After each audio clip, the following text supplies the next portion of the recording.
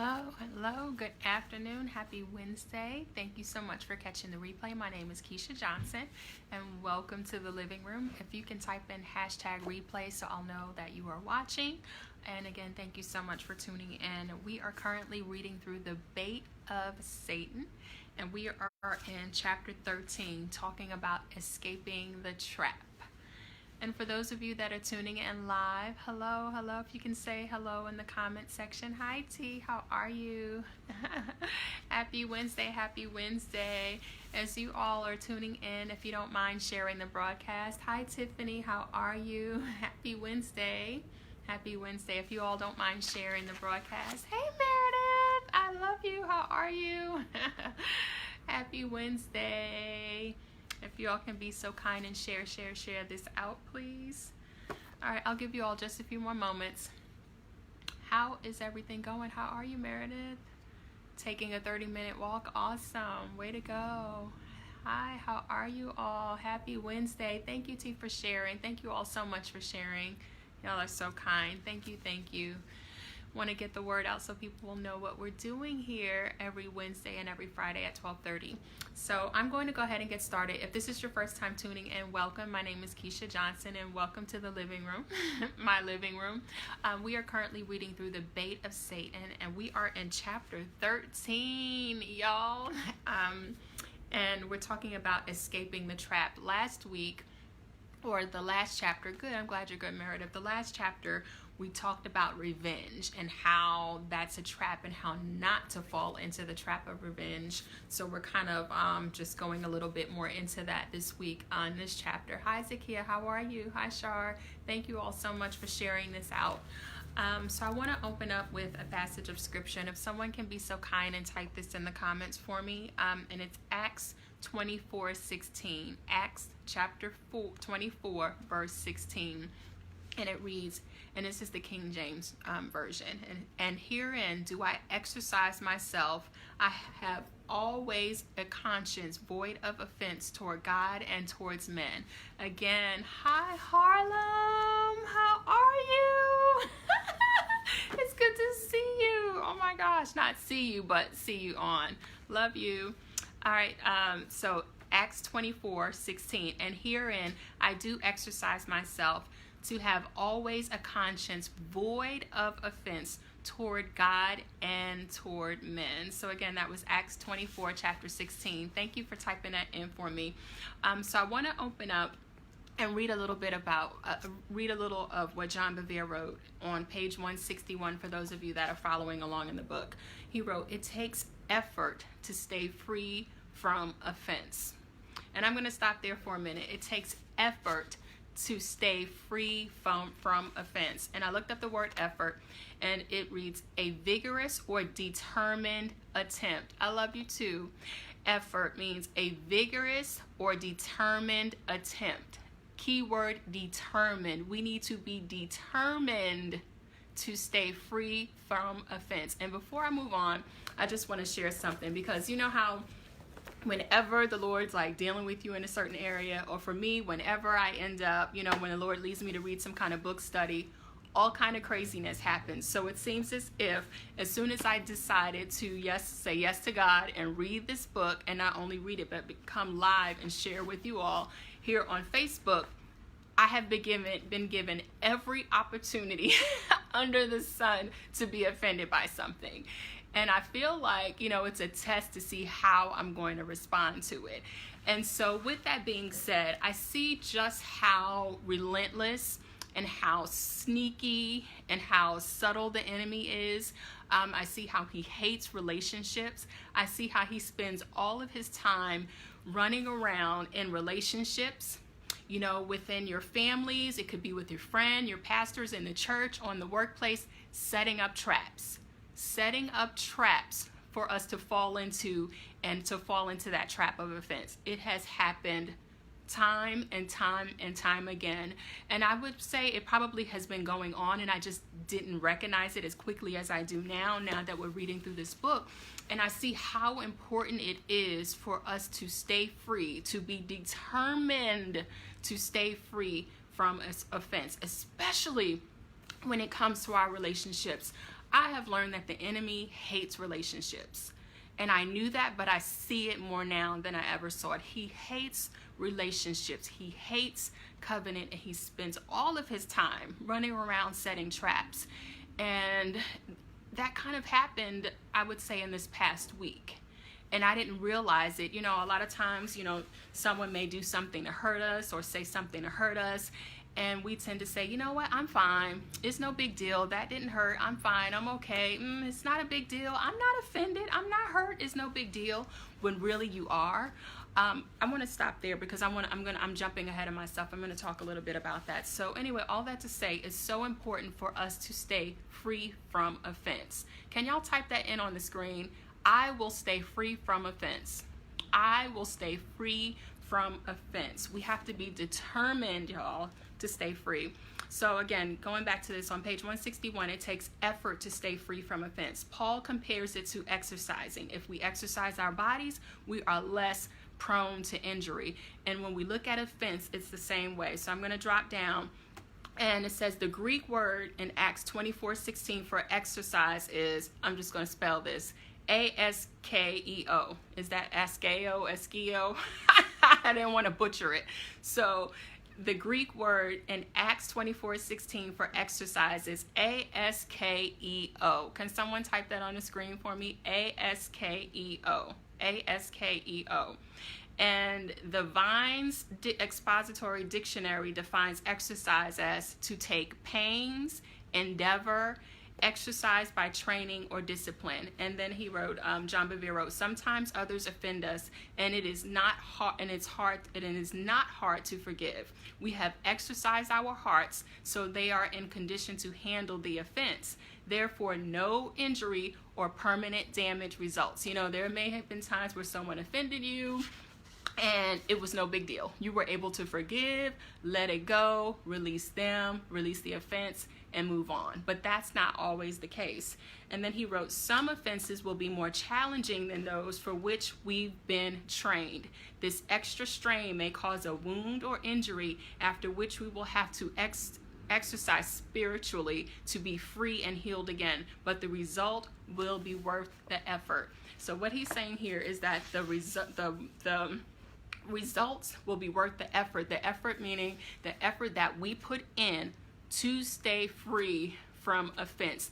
The effort that we put in to forgive people, to release them, it is worth it. It is worth it.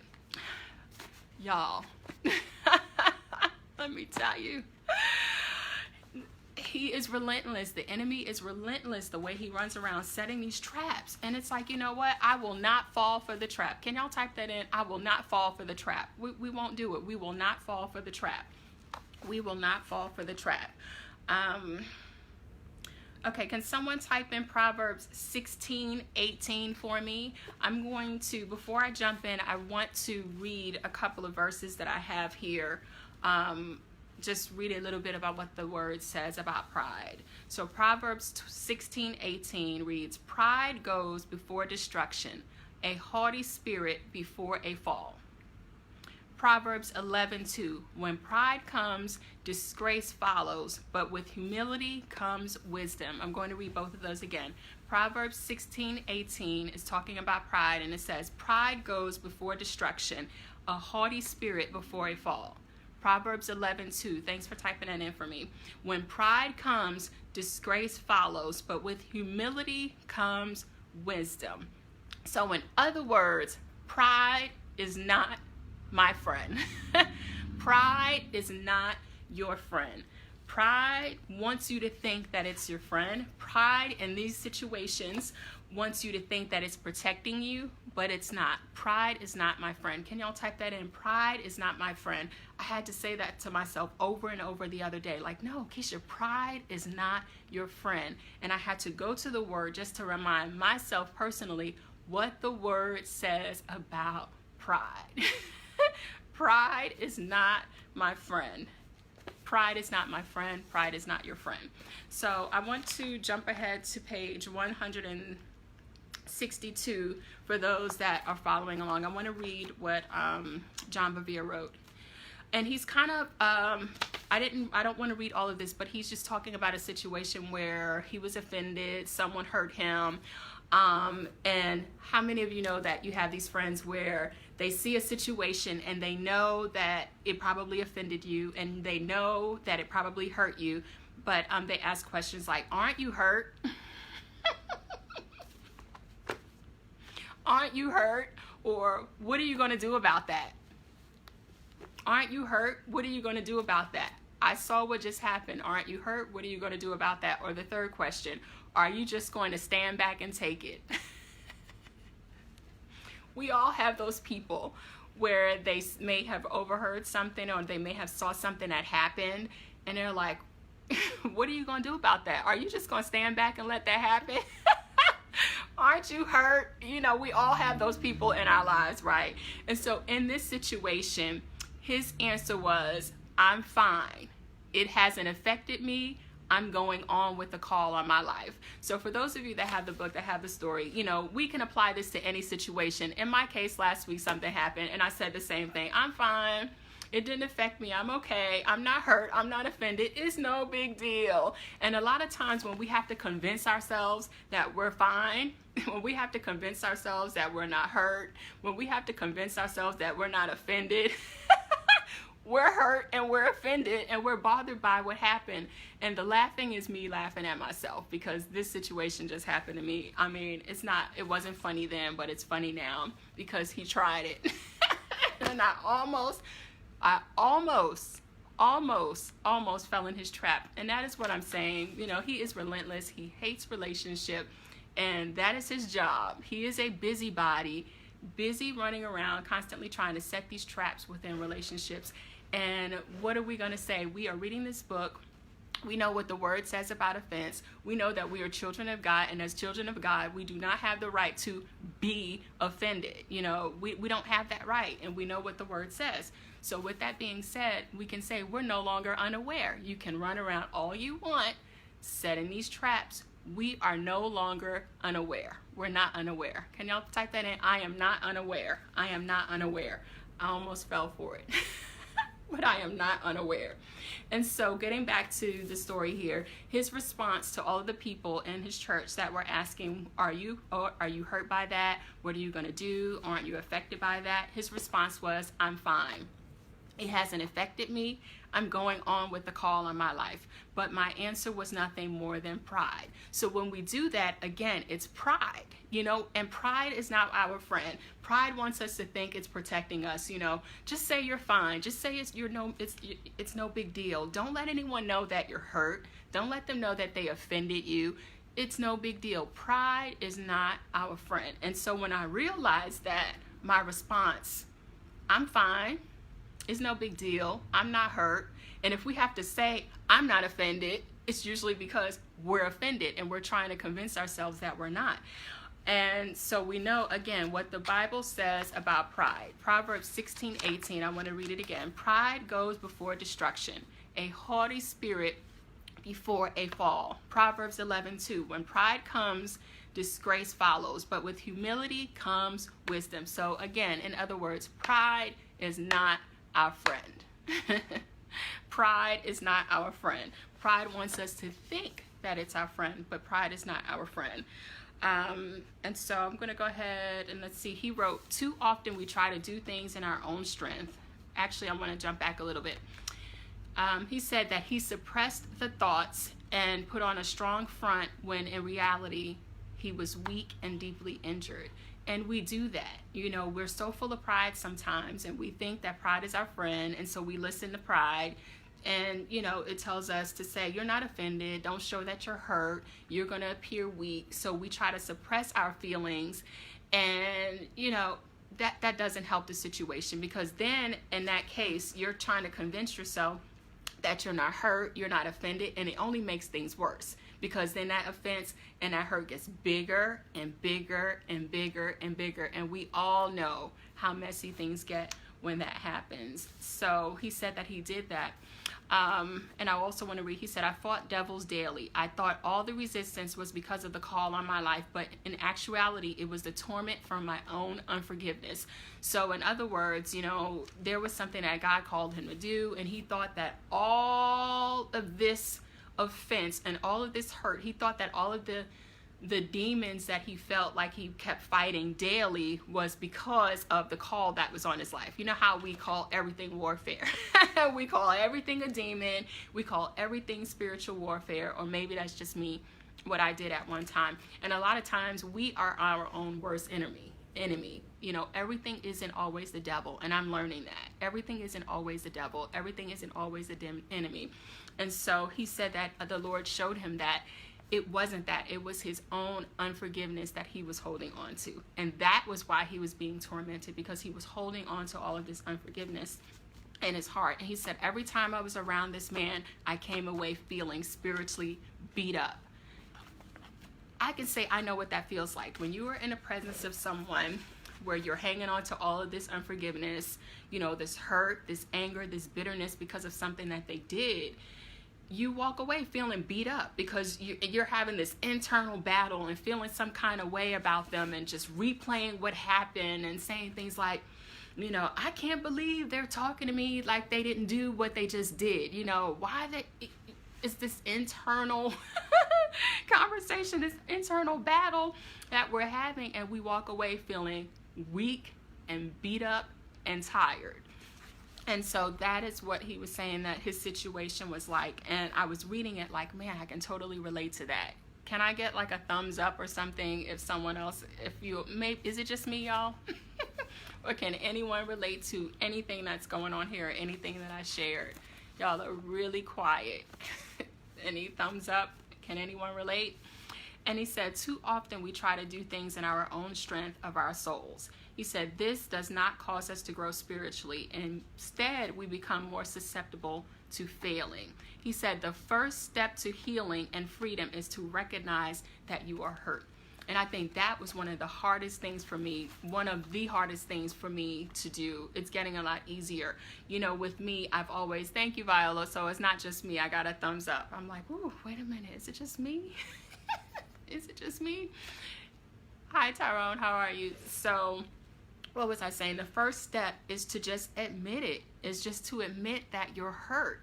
And that was really hard for me, especially coming from, like I said, my background, my childhood, so much hurt, so much pain. I was just like, you know what? I'm never going to cry ever again. I'm never going to show anyone that I'm hurt ever again. And so I suppressed, we tend to suppress so much of it. And the first step towards healing is to admit it. Admit that you're hurt. To just admit it and not try to suppress it, because when we do that, it only makes things worse. He said, often pride does not want us to admit we are hurt and offended. Pride is not our friend. Pride wants us to think that it's protecting us by us not showing our emotions, by us not admitting that we're hurt, but pride is not our friend. We can't get healed. We can't walk in freedom. We'll stay in bondage if we don't accept the fact, yes, I'm hurt. Yes, I'm hurt. I am hurt. Yes, I'm hurt. Yes, I'm hurt. And he said, once he admitted his true condition, he sought the Lord and was open to the Lord's correction. And that's when healing and freedom takes place. If we're suppressing everything, walking around trying to stuff down all this hurt, all this anger, all this unforgiveness, and all this bitterness, it affects us. And I shared a post, I don't know, it might have been a couple of months ago. I share so much. I don't know, the Lord's like, share this. I'm always like, really? And hit the post button and like, can I go delete it? He's like, no. About my skin and what my face looked like, when I was hanging on to all of this unforgiveness, all this anger, all this bitterness, all this hurt and all this pain. It affects us. It affects us physically, when we're hanging on to that. So there is a reason why, like I said, I have learned for myself that when God speaks, when we're reading this word and he speaks to us, he doesn't speak just to be heard. He speaks to obey, to be obeyed. And when he has, these laws and things in the word of God, it's for our own good. So he says, if he says forgive, we need to do that. There's a reason why. If he says to let go of all anger, all rage, all bitterness, there's a reason why. you're late to the party, you have to catch the replay. I love you, Jennifer. I'm glad you showed up, even late. So if someone can type in Isaiah 58:6 for me, as Isaiah 58:6, and it reads, "Is this not the fast that I have chosen, to loose the bonds of wickedness, to undo the heavy burdens, to let the oppressed go free, and that you break every yoke?" Again, Isaiah 58:6. "Is this not the fast that I have chosen, to loose the bonds of wickedness, to undo the heavy burdens, to let the oppressed go free, and that you break every yoke?" So he was just sharing that, when he was when he was going through this process of wanting to be healed of the offense and all of the hurt, that number one, he had to admit hold on a second, I think a piece of hair. He had to admit that he was hurt. He had to admit that. And then second, he had to fast and seek the Lord. He had to fast and seek the Lord. And so that is what he was sharing here. He said, "I sensed that the Lord wanted me to fast for a few days. Fasting would put him in a position of being sensitive to the voice of his spirit and provide other benefits as well." And so again, that was Isaiah 58:6. And he said he was ready for the bonds of wickedness to be broken and to be free from oppression. And sometimes, it takes that.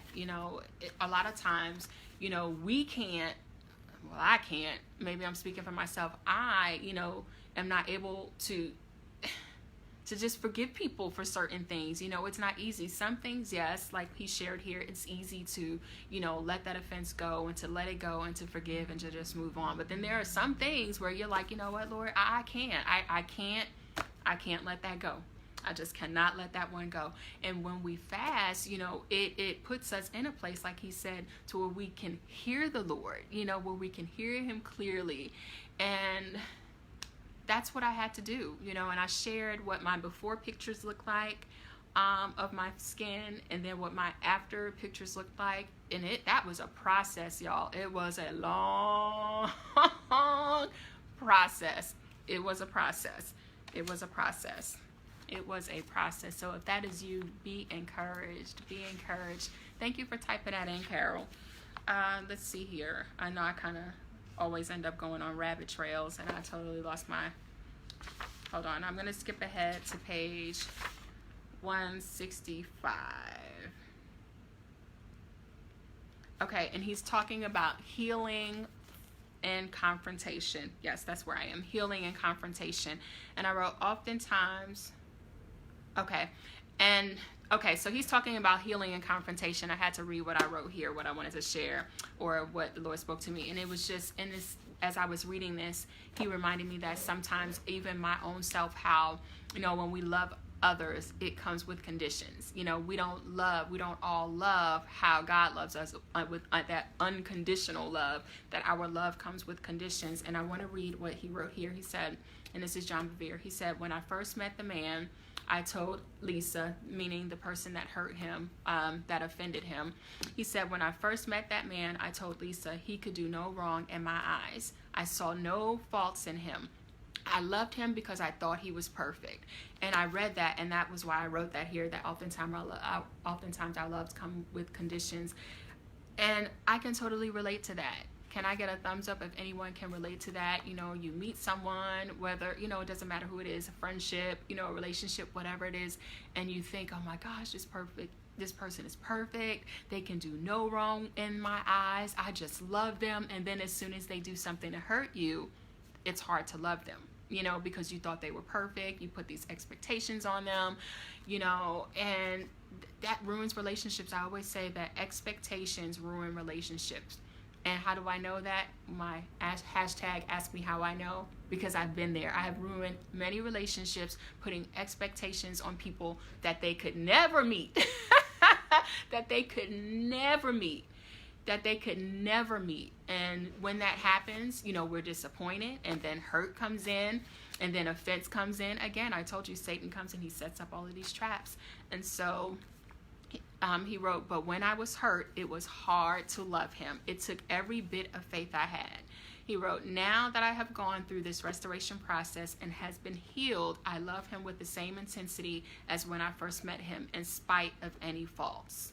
And if someone can type in 1 Peter 4:8 in the comments for me, 1 Peter 4:8, and it reads, and above all things, have fervent love for one another, for love will cover a multitude of sins. Love will cover a multitude of sins. Love will cover a multitude of sins. And so I had to learn how to love people. And actually, I couldn't learn how to love people until I learned how to love myself. And that was even a process. And I had to ask the Lord, because I couldn't do it in my own power. I couldn't love people without conditions. It's like, if you're nice to me, I love you. If you're good to me, I love you. If you hurt me or offend me, I don't think I love you anymore. And that's how I lived like almost all of my life, because it's kind of like what my household was like. You're a good girl, I love you. You did that, you're a bad girl. I don't know, it was just crazy. And so I had to literally ask the Lord, help me to love how you love. Help me to love people unconditionally. I read that verse and I'm like, I don't know how to do this, Lord. I need you to help me. Hi, Amy, how are you? I love you too. And that was a process. And we can't love anybody unless we first love ourselves. Like, I had to first, it was like, Lord, teach me how to love me. Teach me how to love myself so I can learn how to love others. And in that process, I learned that I couldn't love others because I didn't love myself. I couldn't give what I didn't have. So yeah, rabbit trail. Sorry, but rabbit trail. I always do that. All right, so on the bottom of page 165, John Bevere wrote, it is easy to love those who can do no wrong in our eyes. He says that's honeymoon love. That is honeymoon love. When you first meet someone, you're like, oh, they're so perfect. Before you get married, you're dating, whatever. They're so perfect. They can do no wrong in my eyes. And then you get married and y'all move in and y'all see each other and it's like, wait a minute. Things are totally different. And we have to learn how to love the way God loves, and get past the honeymoon love. He said it's another thing to love someone when we can see their faults, especially when we've been the victim of them. The love of God was maturing me and strengthening my heart. And I feel like that is like totally and completely what all relationships are about. All relationships. And that's even with friends, it doesn't matter what kind of relationship it is. When you first meet someone, it's like, oh, they can do no wrong, they seem perfect. And then you see their faults and it's like, wait a minute, what do you do when that honeymoon love phase is over, and it's like, okay, Lord. And I feel like even now that's what the Lord is doing in me, and like a lot of my relationships, just maturing me in that area, because I said for a really long time that I kept people at arm's length, always afraid of getting hurt, afraid of being rejected. I shared this in so many other videos, and I would never let anyone in. And once I said, this is a very lonely place, you build this wall, you have this wall, this is a very lonely place. So the Lord had to help me tear down that wall brick by brick by brick by brick by brick by brick. And then when I began to let people in, I was just like, oh, I had to learn how to communicate. When you get mad, you don't yell, you don't scream, you don't throw things. That's just not what you do. And so I had to learn these things and just learn how to talk to people, learn how to love people even with their faults. There is no perfect person. Jesus is the only perfect one. And again, that's all about putting these expectations on people that we shouldn't be putting on people. Expectations kill relationships. I am just like all over the place. I'm like, okay, Lord. So he wrote, as you overcome different obstacles, you will be stronger and more compassionate. You will fall more in love with Jesus. If you have come out of hardships and you do not feel this way, you have probably not recovered from offense. He said, recovery is your choice. And I share that in so many of my past broadcasts, that it's all about choices, and in this situation, recovery is a choice. You know, deliverance is a choice. Healing is a choice. I believe all of that is a choice. Either we want to be healed or we don't. We want to recover from offense or we don't. You know, we want to get delivered or we don't. It's all about choices. You know, it's our choice. And so that was a great reminder. He said, recovery is your choice. Recovery is our choice. He said, some people get hurt and they never recover. And I know people like that, know family members like that. And I remember thinking, I don't want to be like that. Lord, help me to recover. Help me to get over this offense, you know, and they don't recover because they don't want to. They make the choice to hang on to that offense. They make the choice to hang on to that hurt, that pain, that anger. They just don't want to let it go. And I have seen people die because of that. I have seen people die because of that. It affects our health, you know, and even when it comes to like our health, and, you know, the different diseases, like I said, the enemy always comes, what was I trying to say? He comes to attack us in two different areas. It's either in our bodies through sickness and disease, or in our minds. And that's why we're reading through the battlefield of the mind on Fridays. And when it comes to sickness and disease, how he does that is he gets us to hang on to the offense. You know, he gets us to hang on to all the unforgiveness, and unforgiveness that affects our health, because what does the Bible say? Yes, the Lord says he'll heal all of our diseases, but if we're hanging on, oh, you know what? I am going to come back on here because I was just reading about that yesterday. When we hang on to that, it affects our health. You know, it affects our health. And it was in Deuteronomy that I was reading, I think chapter 28, where the Lord was sharing, saying, you know, I don't want to misquote what I was reading. I'm going to come back on. Try to come back on tomorrow. I'll post when I'm going to come on, because I was like, ooh, this is good. And how unforgiveness ties to like sickness and disease. So I'm going to come back on. Let me get back to where I was. John Bevere wrote on the bottom of page 166, maturity does not come easily. He said, if it did, all would attain it. He said, few reach this level of life because of the resistance they face. There's resistance because the course of our society is not godly, but selfish. Selfish. And I will never forget the day that a good friend of mine, looked at me and told me, when I was talking about, you know, in the middle, I think this was at the very beginning of my process, and I was just like she talked about idols. We were talking about idols, and I said, you know, was kind of making this long list, yes, but God, of idols that I thought I had in my life. And she looked at me and said, I only see one idol in your life. And I said, what is that? She said, your selfishness.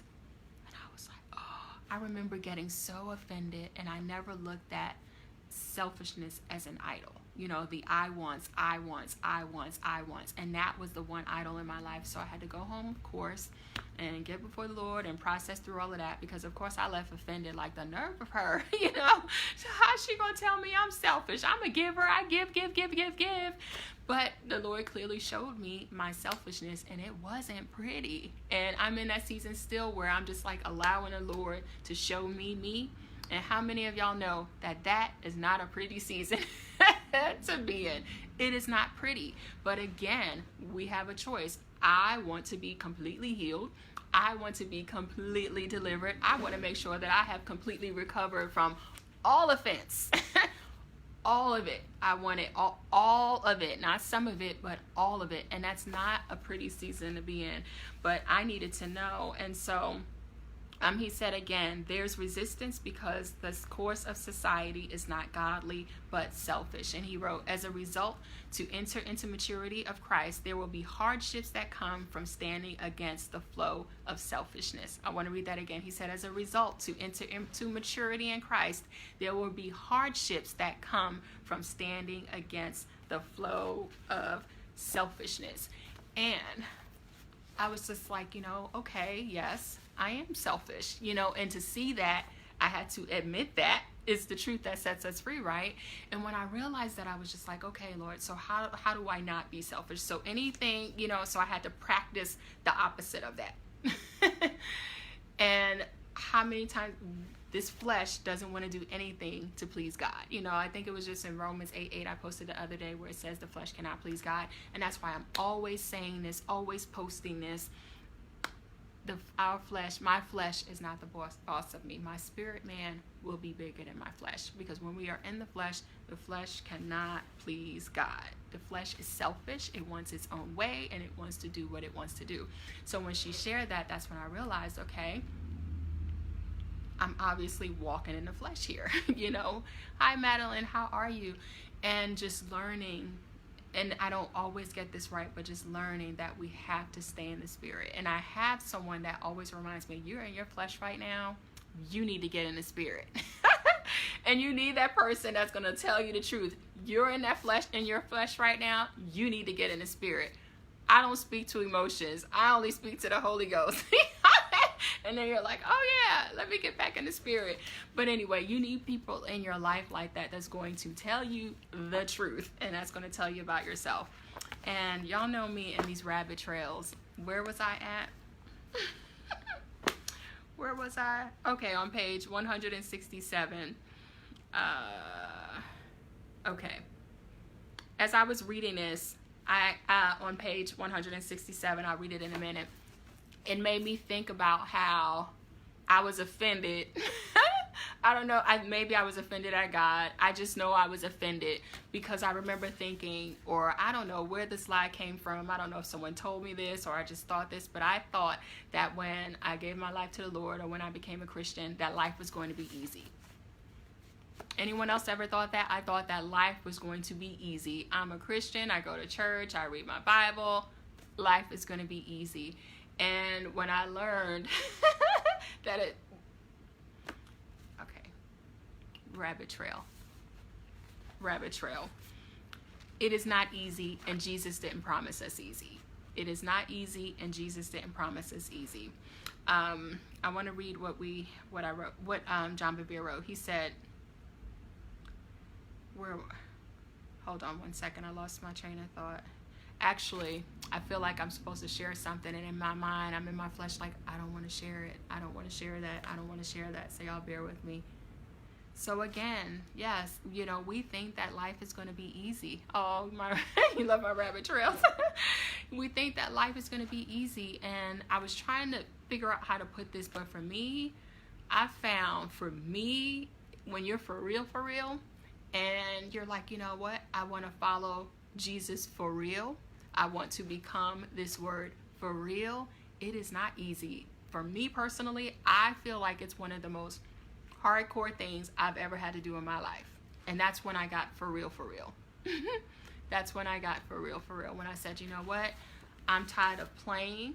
I'm tired of looking the part, taking my Bible, going to church, sitting in a pew, coming home unchanged, doing the same thing. And I just said, enough of this. I don't want this anymore. I don't want to just sit and read this word. I want to become the word. And it's not easy. It is not easy.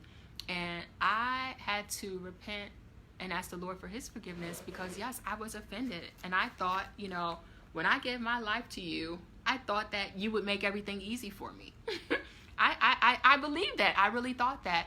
And I found that, that just kind of got in a way of our relationship because I was offended. And we can be offended at God. And I didn't know that. There was a time that I didn't know that. We can, just like we can be offended at people because things don't turn out the way that we think they should, or they did something to hurt us. We can be offended at God where, because things didn't turn out the way that we thought that they should. We're offended, and I didn't realize I was offended, and I had to repent for that. Like, Lord, forgive me. I am offended. I thought that when I said I was going to become a Christian, I was going to go to church every Sunday with my Bible and sit in the pew every single Sunday, that you were going to make things easy for me. Is this making sense, y'all? Me and these rabbits. Okay, so now my internet connection. The devil is a liar, right? It's freezing up. Can I get a heart or a thumbs up if y'all can see me? Because I gotta reconnect. Can y'all see me or hear me? Anybody? Any hearts? Because it looks like it's frozen. Okay, y'all are back. I'm sorry. It's like cutting in and out, and it's like spinning on my end. So it looks like y'all are here. Okay, awesome. Yay. Okay, so I want to read what John Bevere wrote. He said, Jesus did not promise easy. He said he did not promise that success according to the world standard. He said he showed them that if they were going to finish their course with joy, they were going to meet up with much resistance. That is called tribulation. Hi, Harlem. Okay, y'all are back. It kept freezing my internet connection. It keeps spinning saying reconnecting. So yes, Jesus never promised us easy. So I want to read 1 Peter 4, 12 through 13. If someone can type that in, 1 Peter 4, 12 through 13. Beloved, do not think it strange concerning the fiery trial, which is to try you, as though some strange thing happened to you, but rejoice to the extent that you partake of Christ's suffering, that when his glory is revealed, you may also be glad with exceeding joy. I want to read that again. 1 Peter 4, 12 through 13. Beloved, do not think it strange concerning the fiery trial, which is to try you, as though some strange thing happened to you. Let's not think it strange when trials and tribulation come. Let's not get offended at God when trials and tribulation come, because he already told us in the word that it's going to come. It's going to come. Think it not strange. He said, but rejoice to the extent that you partake in Christ's suffering, that when his glory is revealed, you may also be glad with exceeding joy. So I am learning to, when the trials come, to accept them. When pain comes, when hurt comes, to accept it. Whereas before, I used to try to pray it away. Lord, please take this situation away. Please take this hurt away. Please take this pain away.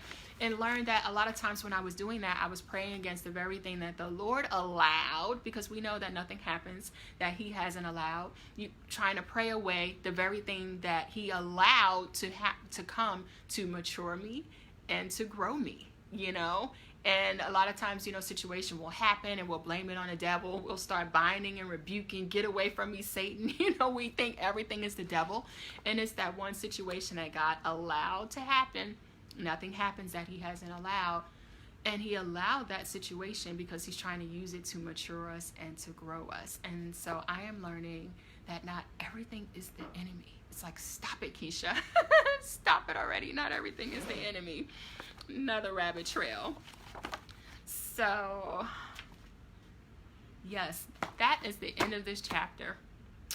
Lots of rabbit trails, y'all. That happens. This is real life. This is live. And that kind of happens. And sometimes the Lord will have me say something. I'm like, really? Do I have to say that? And so when I pause, it's him saying, say this. And my flesh and my mind, I'm like, I don't want to say that. Say it. I don't want to say it. And it's literally me sitting here staring at y'all live when that happens. It's real life, right?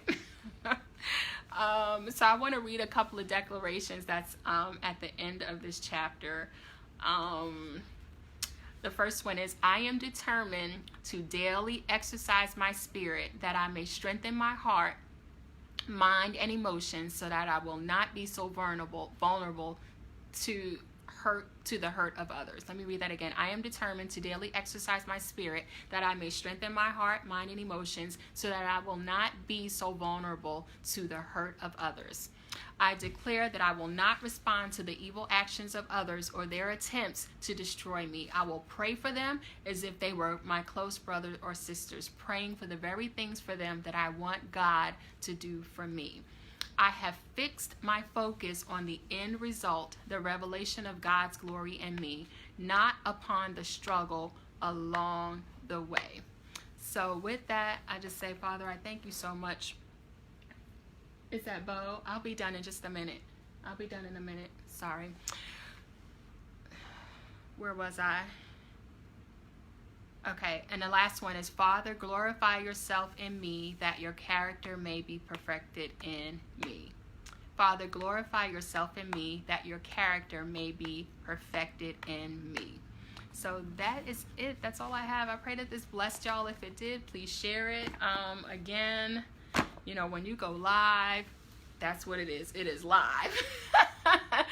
And so, yeah, it's not always easy to hit this live button and show up and kind of just put yourself out there. But I am committed. And when I told the Lord yes, I meant yes.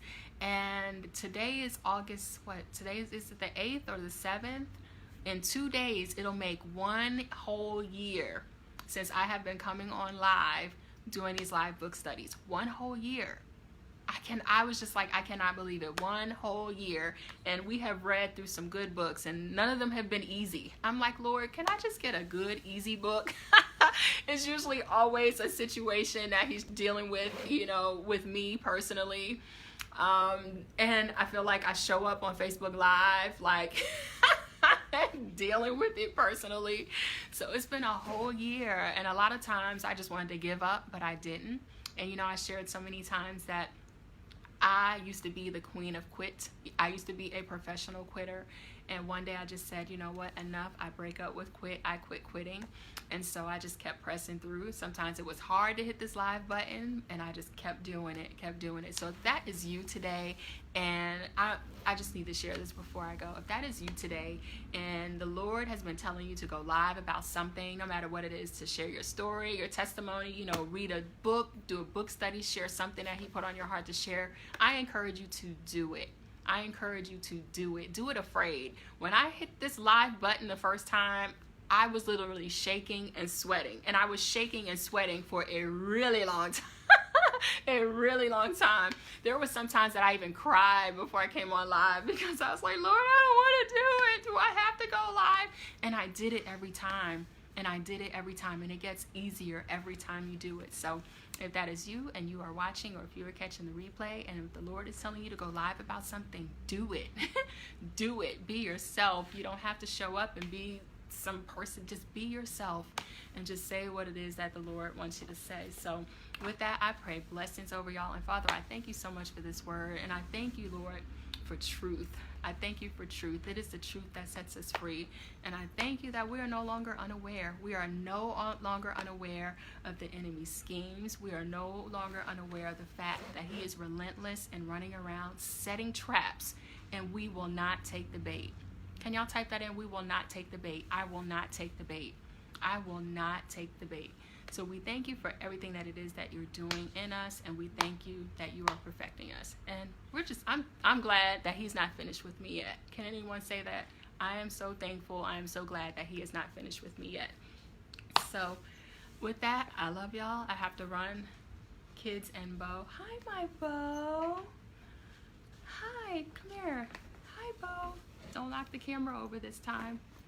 Hi, my Bo. Y'all see my Bo? Look at him.